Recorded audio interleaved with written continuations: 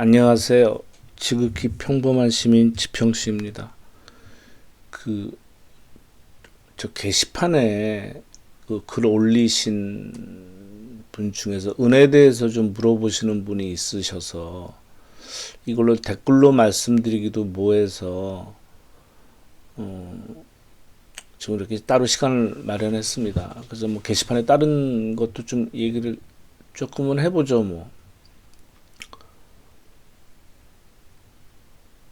이게 지금 은 ETF 투자하기 위해서 증권사에 어떻게 해야 되는지 모르겠다고 이렇게 말씀을 하셨는데 증권 거래를 한 번도 안 해보셨나요? 요새 근래는 그 증권사 지점이나 은행을 방문 안 하고 비대면으로 계좌를 만들 수 있지 않겠습니까? 그래서 그 비대면으로 만들면 뭐 수수료도 훨씬 저렴하고 그 인터넷에 보면 무슨 미래셋 투자증권, NH투자증권, 키움증권 이런데 클릭해 보시면은 고객지원센터 그 전화번호가 나오지 않습니까? 무슨 뭐 1544나 뭐 1588로 해서 전화하시면 아주 친절하게 가르쳐 드립니다. 그래서 일단 문의를 하셨기 때문에 일단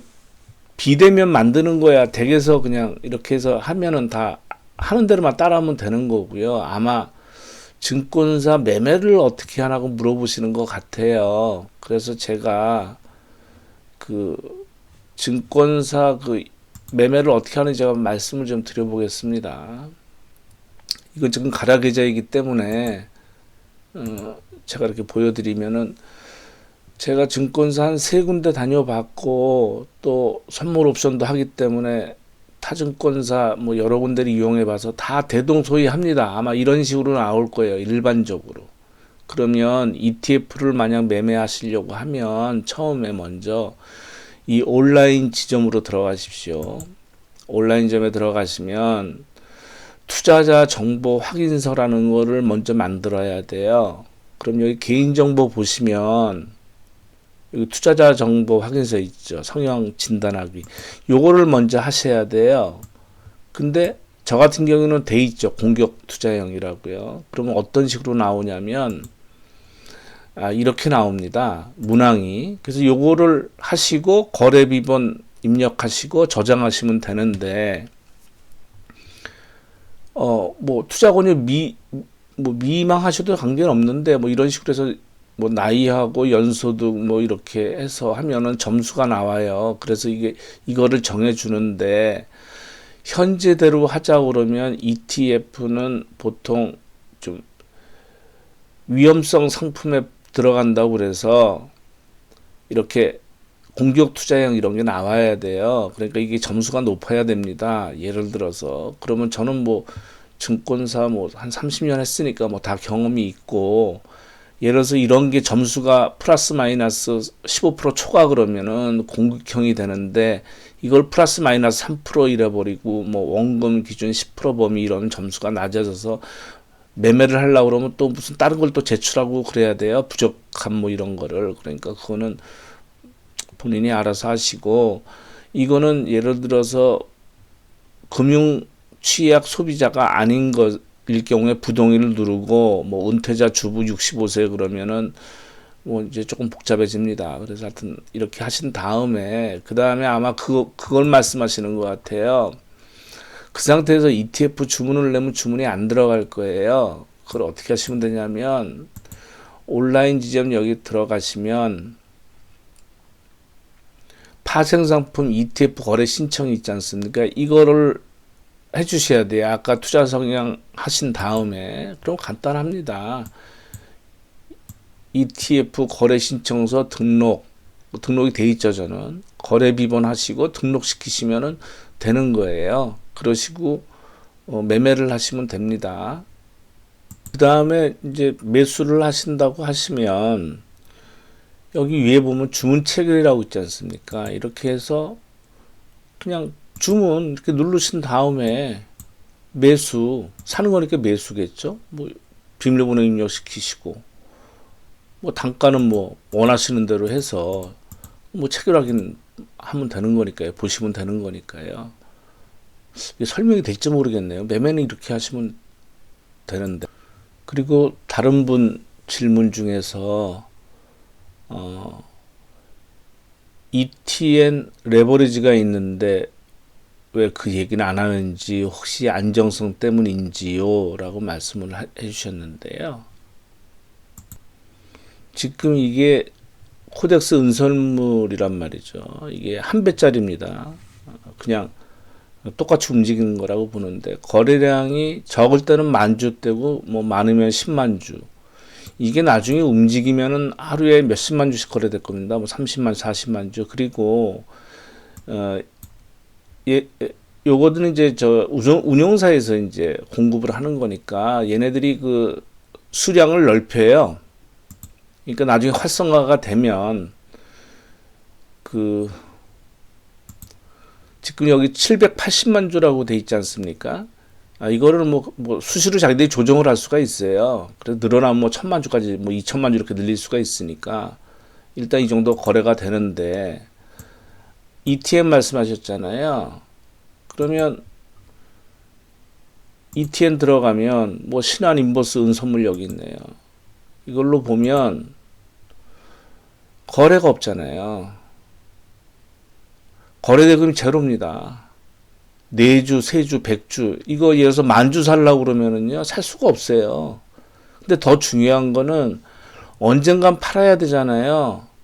팔 수가 없죠. 이거 호가가 없어서 이거는 안 되죠. 그리고 이게 2배짜리 정도 되면 최소한 하루 거래량이 10만 주 이상은 돼야 됩니다. 그리고 그래서 안 하는 거고요. 그리고 두 번째는 증권사 임직원은 매매 제한이 있어요. 과거에는 선물 옵션도 가능했었는데 선물 옵션, 미수, 신용 안 되고 하루에 주식을 3번만 살 수 있고 ETN은 매매할 수가 없어요. 선물 옵션 못 하듯이. 그래서 관심이 없습니다. 근데 제일 중요한 거는 뭐 법으로도 안 되지만 거래량이 이렇게 안 돼서 이거는 의미가 없다고 보이고요.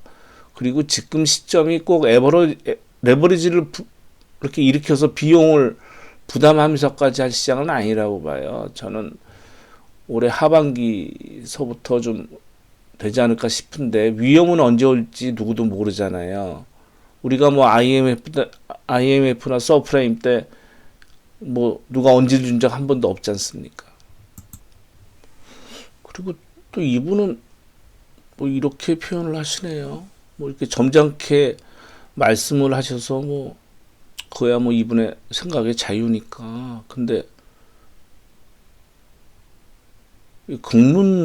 국문들한테 한 얘기라고요, 이게요? 그러면 이 말 하면서 권투 얘기도 했죠. 그리고 법원 앞에 집회를 자제해달라고 얘기한 것도 그럼 국문애들한테 했다는 얘기예요? 글쎄, 하여튼 좀 저는 생각이 많이 다른데 하여튼 그렇고요. 그 전에 어떤 분이 뭐 지지 뭐 이런 거 말씀하신 적이 있는데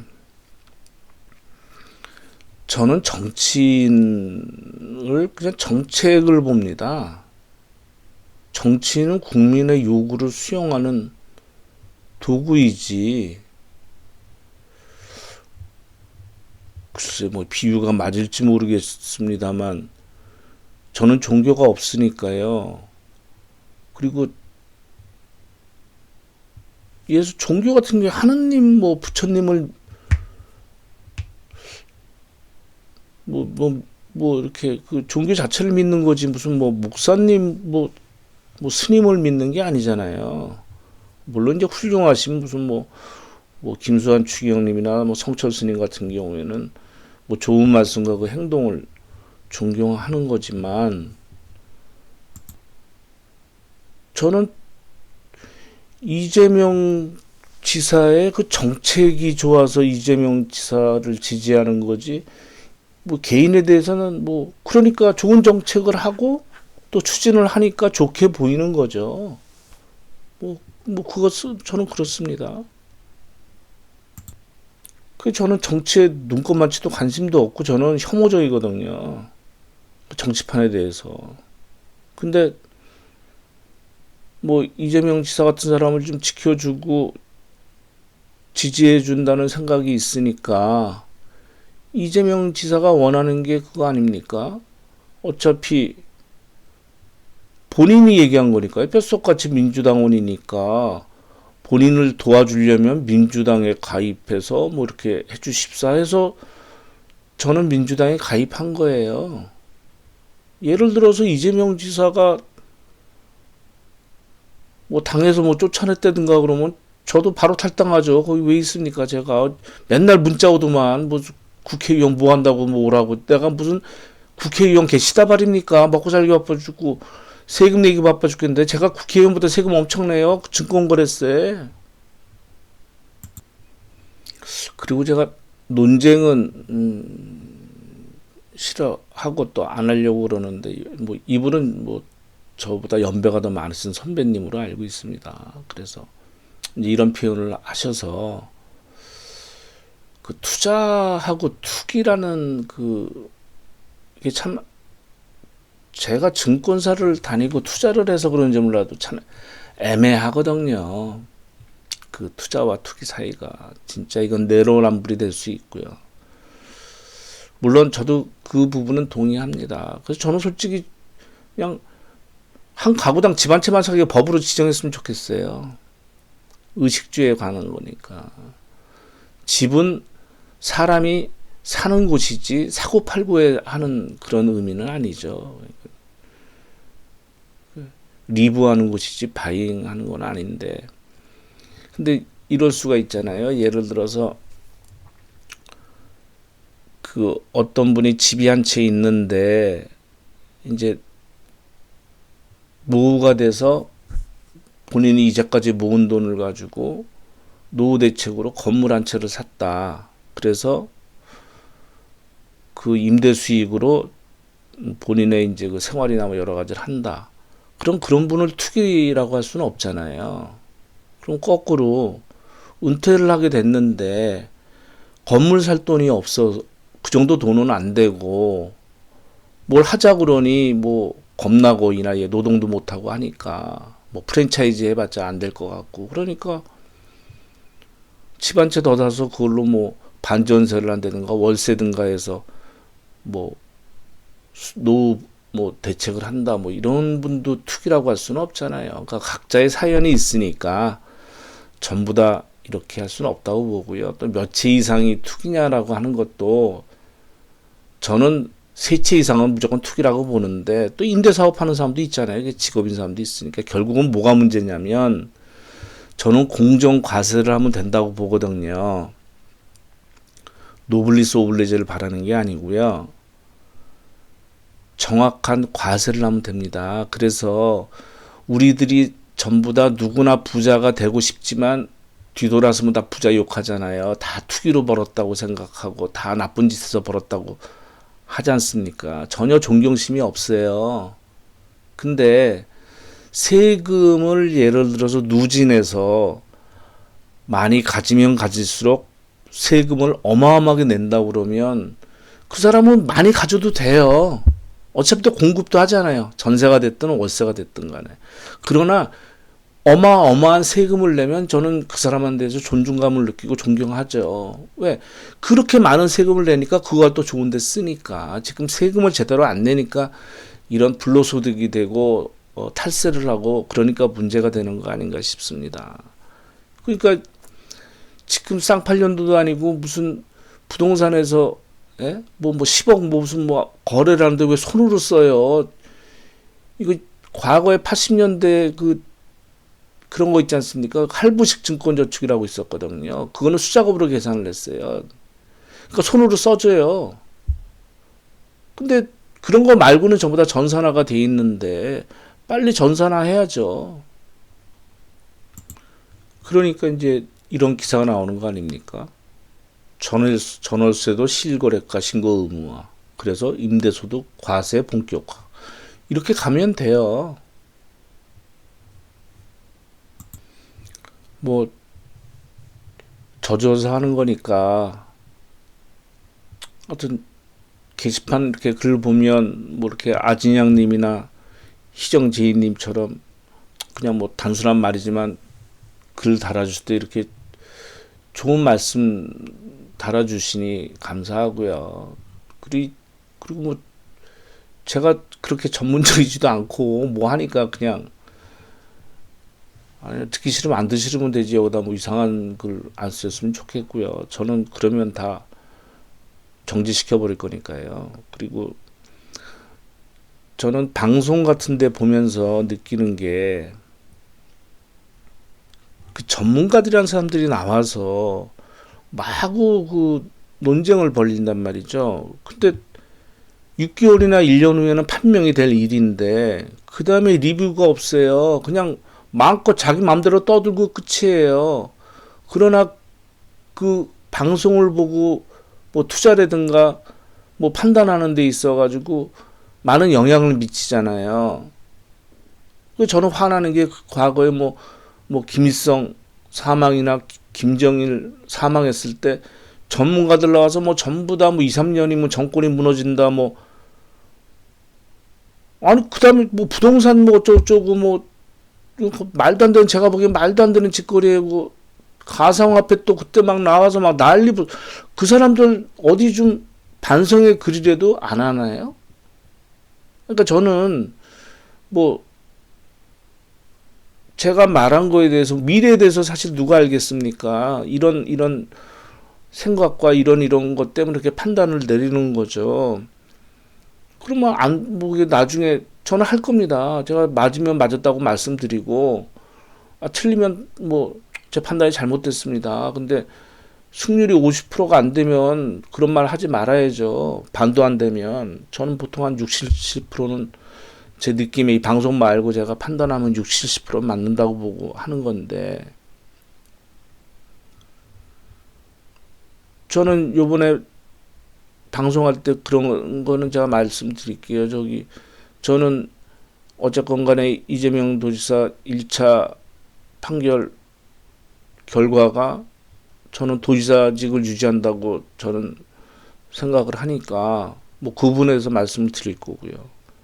은에 대해서는 제가 12월 말 뭐 그때 되면 그때부터 움직이지 있지 않을까. 어차피 20년 더 경기가 나빠지니까 그렇게 말씀드렸고 그리고 찬바람 불면 9월 달에 부동산 또 한 번이 아니죠. 별로 뭐 하락한다고 말씀드렸고 이거 다 말씀을 드릴게요.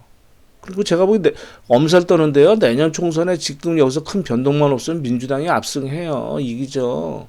근데 그 다음부터 지지율이 급락을 할 겁니다. 제가 보기에는 2020년도, 21년도가 경기가 제가 보기엔 제일 안 좋을 때거든요. 그러면 이제 책임져야죠. 집권 여당으로 핑계댈 거리가 없으니까 이제 그때 되면 예 감사합니다.